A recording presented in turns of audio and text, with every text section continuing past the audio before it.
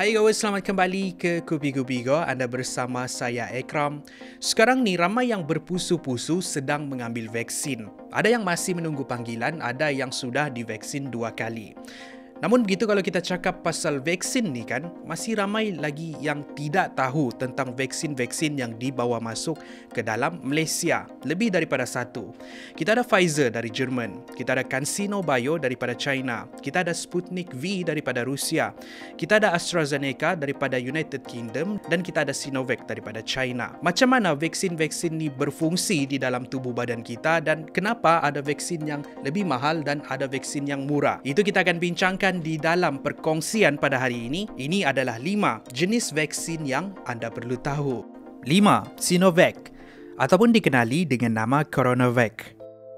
Ini adalah ciptaan syarikat farmaseutical dari China iaitu Sinovac. Dengan harga dianggarkan RM50 sedos, Sinovac hanya diiktiraf di 39 buah negara termasuklah Arab Saudi. Ada tanggapan yang vaksin ini lebih sesuai untuk orang Asia sebab data yang digunakan untuk mencipta vaksin ini ialah dengan mengambil kira pesakit-pesakit dari Asia. Namun begitu, tiada fakta klinikal mengatakan Sinovac mempunyai kelebihan kepada orang Asia berbanding vaksin yang lain seperti Pfizer ataupun AstraZeneca. Vaksin Sinovac dibuat daripada sel virus yang telah mati. Sel-sel ini telah diubah suai di makmal dan bila disuntik di dalam tubuh badan, virus ini akan memperkenalkan tubuh badan kita dengan elemen virus COVID-19 dan membantu tubuh badan kita mencipta imuniti supaya kalau nanti kita terdedah dengan virus ini, tubuh badan kita boleh mengenali dan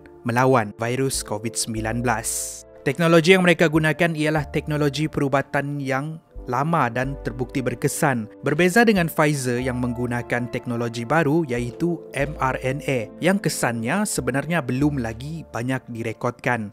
Apa yang menarik, vaksin Sinovac ini hanya perlu disimpan di dalam suhu 2 sehingga 8 darjah Celsius. Ini sesuai untuk penyimpanan dan pengedaran vaksin di sekitar negara kita yang bersuhu panas. Khususnya kalau ia perlu dibawa ke kawasan-kawasan pendalaman. Vaksin ini mempunyai 80 sehingga 90% keberkesanan di dalam menentang penularan COVID di dalam tubuh badan kita. Namun begitu, vaksin ini seperti juga vaksin-vaksin yang lain, ia mempunyai kontroversi yang tersendiri. Apa tidaknya, ketua saintis yang mengetuai ujian vaksin Sinovac di Indonesia, Novilia Safri Bakhtiar, meninggal dunia disyaki angkara COVID-19. Bukan itu sahaja, pada bulan Jun, dilaporkan 10 daripada 26 doktor meninggal dunia akibat COVID walaupun mereka telah menerima suntikan vaksin Sinovac. Jangan salah faham, mereka meninggal disebabkan virus COVID-19 bukannya disebabkan oleh vaksin Sinovac. Insiden-insiden seperti inilah yang membuatkan banyak negara yang masih ragu-ragu dengan keberkesanan vaksin Sinovac. 4. Vaksin Pfizer. Di sini saya dengan sukacitanya memaklumkan bahawa vaksin Pfizer-BioNTech akan sampai di Malaysia pada 21 Februari 2021.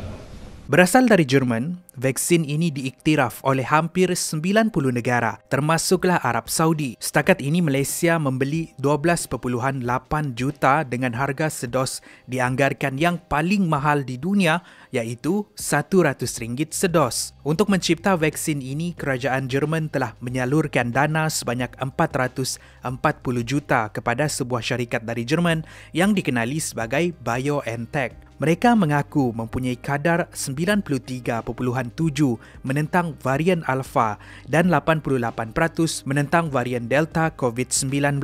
BioNTech bekerjasama dengan sebuah lagi syarikat farmaseutical dari Amerika yang dikenali sebagai Pfizer untuk mempercepatkan lagi pembangunan dan pengagihan vaksin. Gabungan dua gergasi farmaseutical ini dianggarkan akan mengaut keuntungan sebanyak $13 bilion di akhir tahun 2021 dengan hasil penjualan vaksin di seluruh dunia. Vaksin Pfizer ini mendapat kritikan dari orang ramai khususnya golongan anti-vaksin. Ada yang cakap kononnya ia dibuat daripada sel babi ataupun janin bayi. Ada yang percaya tubuh badan seseorang tu akan menjadi magnetik. Ada juga yang percaya ini akan menyebabkan kanser ataupun seseorang itu hilang akal. Namun begitu, ini hanyalah spekulasi daripada golongan-golongan anti-vaksin untuk mengesahkan tuduhan-tuduhan mereka ni tiada bukti klinikal. Vaksin Pfizer ni menggunakan teknologi mRNA yang boleh menghasilkan protein untuk menguatkan sistem imun tubuh badan. Secara ringkasnya, vaksin ini akan menggunakan elemen daripada virus COVID itu sendiri yang dikenali sebagai spike protein. Spike protein ni telah diubah suai di makmal dan akan disuntik di dalam tubuh badan melalui pemberian vaksin. Bila berada di dalam badan, imun badan seseorang tu akan mengenal pasti spike protein ini sebagai virus yang berbahaya. Maka dengan itu, tubuh badan kita akan bertindak balas dengan menghasilkan antibodi baru yang boleh mengenal dan membunuh virus COVID-19 yang sebenar. Bermaksud, kalau seseorang telah divaksin terkena jangkitan COVID, tubuh badan mereka sudah bersiap sedia untuk membunuh virus COVID-19. Hasil tindak balas tubuh badan untuk menghasilkan antibodi inilah sebab kenapa mereka yang disuntik oleh vaksin mempunyai kesan sampingan seperti batuk, selesma, demam, lenguh dan sebagainya. Inilah tanda antibodi seseorang tu semakin kuat menentang virus COVID-19. Dengan erti kata lain, kesan-kesan sampingan yang anda rasa tu sebenarnya bagus. 3. AstraZeneca. Ini adalah vaksin buatan United Kingdom, hasil kerjasama Oxford University dengan syarikat farmaceutical British AstraZeneca.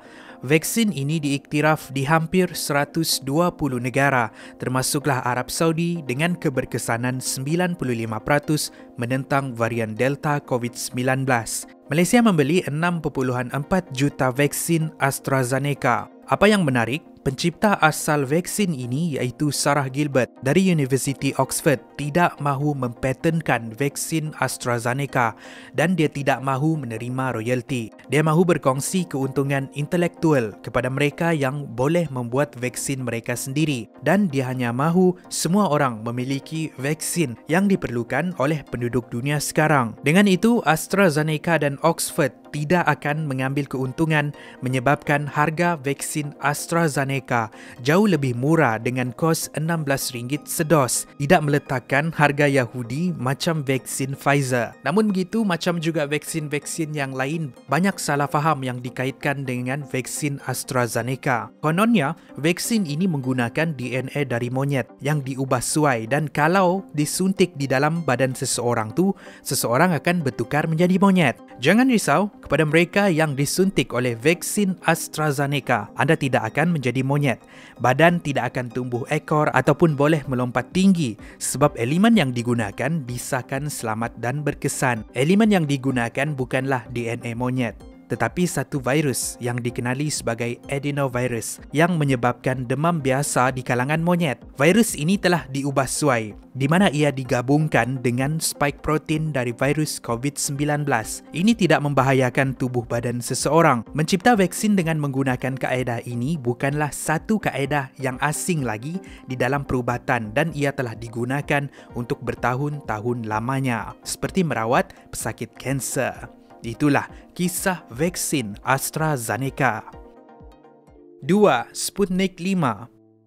Kalau tadi kita tengok AstraZeneca yang menggunakan adenovirus yang menyebabkan demam di kalangan monyet, ini pula menggunakan adenovirus yang menyebabkan demam di kalangan manusia.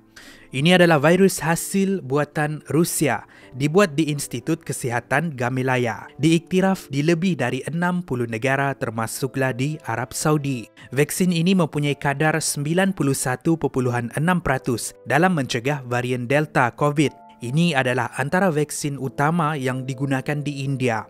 Harga sedos vaksin ini dianggarkan RM40. Cara ia berfungsi sama dengan vaksin AstraZeneca, di mana ia akan mengajar antibodi kita mengenal virus COVID-19 dan akan membantu tubuh badan kita menghasilkan antibodi yang lebih kuat. Apa yang menarik, ada satu lagi jenis vaksin Sputnik yang dinamakan Sputnik Light yang hanya memerlukan satu dos. Bukan itu sahaja, ia boleh melindungi tubuh badan penerima bukan sahaja dari virus COVID tetapi juga dari virus-virus yang lain. Namun begitu, Sputnik Light tidak akan diambil di Malaysia. Itulah vaksin daripada Rusia. Yang pertama ialah CanSino Bio. Vaksin terakhir yang akan kita lihat ialah vaksin yang paling sikit diambil oleh Malaysia dan paling kurang popular kalau dibandingkan dengan vaksin-vaksin yang lain. Hanya 3.5 juta dos dijangka akan dibeli. Ini adalah vaksin buatan China. Mereka bekerjasama dengan syarikat farmaseutical dari Kanada di dalam membangunkan vaksin CanSino Bio. Vaksin ini hanya diiktiraf di 8 buah negara sahaja, tidak termasuk Arab Saudi. Kajian masih lagi dijalankan di negara-negara yang lain supaya ia dapat diiktiraf. Berkemungkinan juga ini disebabkan oleh kadar keberkesanannya yang hanya 65.7%.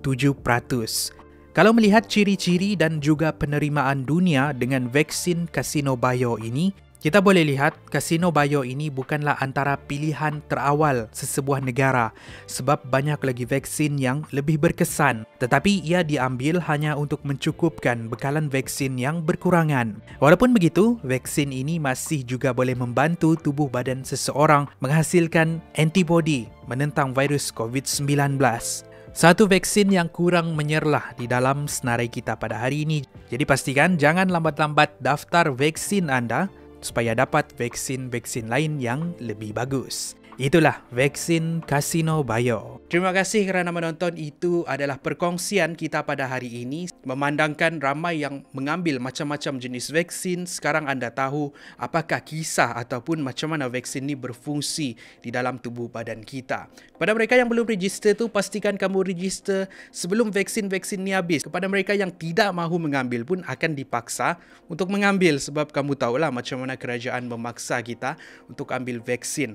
Untuk saya pula, saya sudah divaksin 1 kali. Saya tengah menunggu lagi untuk dos yang kedua. Setakat ni tidak apa-apa, cuma kesan-kesan sampingan. Macam mana pula dengan anda semua? Adakah anda telah menerima vaksin dan apa jenis vaksin yang anda terima? Tinggalkan pendapat anda di ruangan komen di bawah. Apa-apa pun, semoga video pada hari ini bermanfaat untuk semua. Akan lebih banyak lagi episod bermanfaat dimuat naik pada masa hadapan. Saya jumpa di episod yang seterusnya. Kupi-Kupi Go, menarik setiap kali.